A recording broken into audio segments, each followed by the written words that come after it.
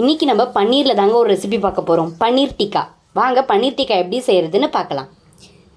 இப்போ நம்ம பன்னீர் டிக்காவுக்கு மசாலா ரெடி பண்ணிடலாம். 1/2 கப்பு தயிர், 1/2 டீஸ்பூன் மஞ்சள், 1 table spoon chilli powder, 1/2 table spoon தனியாத்தூள், 1/2 டேபிள் ஸ்பூன் சீரகத்தூள், 1/4 டேபிள் ஸ்பூன் கரம் மசாலா, இதுக்கு தேவையான உப்பு, 1 டேபிள் ஸ்பூன் கடல மாவு, நீங்கள் கார்ன்ஃப்ளவர் வேணாலும் ஆட் பண்ணிக்கலாம், 1 tablespoon ginger garlic paste, பாதி லெமன். இப்போ இது நல்லா மிக்ஸ் பண்ணிக்கலாம்.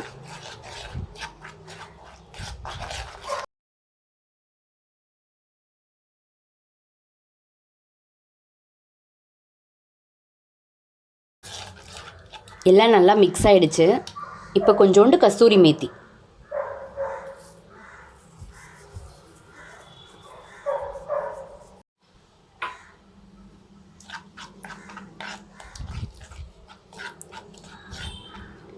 இப்போ பன்னீரை ஆட் பண்ணிடலாம்.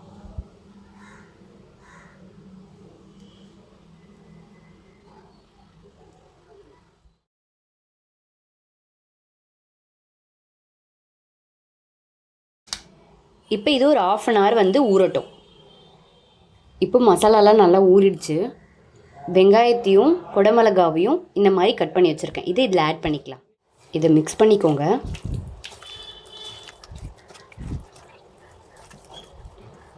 இது நல்லா ஒரு 2 மினிட்ஸ் ஊறட்டும்.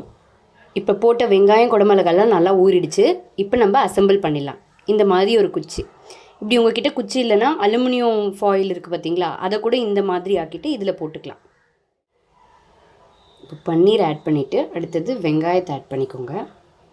அப்புறம் ஒரு குடமிளகாய், அப்புறம் ஒரு பன்னீர் ஆட் பண்ணிக்கோங்க. அப்புறம் வெங்காயம் ஆட் பண்ணிக்கோங்க. நெக்ஸ்ட்டு குடமிளகாய். இதே மாதிரி ரிப்பீட் பண்ணிக்கோங்க.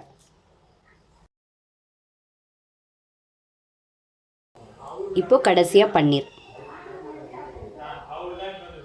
இப்போ இதை ஷாலோ ஃப்ரை பண்ணிடலாம்.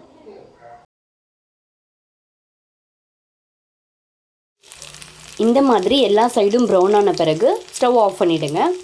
நம்மளோட பன்னீர் டிக்கா ரெடி ஆகிடுச்சு. இப்போ சர்வ் பண்ணிடலாம். உங்களுக்கு இந்த வீடியோ பிடிச்சிருந்தால் லைக் பண்ணுங்கள், சப்ஸ்கிரைப் பண்ணுங்கள், உங்கள் ஃபேமிலி அண்ட் ஃப்ரெண்ட்ஸ்க்கு ஷேர் பண்ணுங்கள். தேங்க்யூ.